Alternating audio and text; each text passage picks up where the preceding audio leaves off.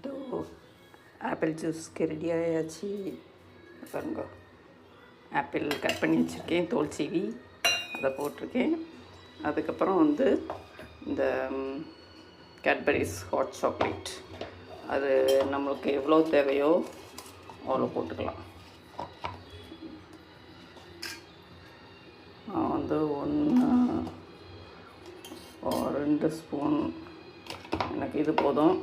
இது போட்டுட்டு நான் என்ன செய்வேன்னா, இதுதான் முக்கியமானது. இது வந்து கருப்பட்டி இருக்கு இல்லையா, கருப்பட்டியை பாகு காய்ச்சி எப்பயுமே ஃப்ரிட்ஜில் ஸ்டாக் வச்சுருப்பேன்.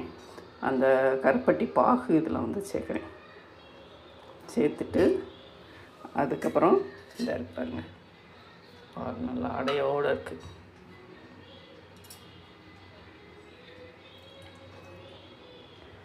இப்போ நான் பால் கொஞ்சம் சேர்த்துட்டு மிக்ஸியில் போட்டு அரைக்க போகிறேன்.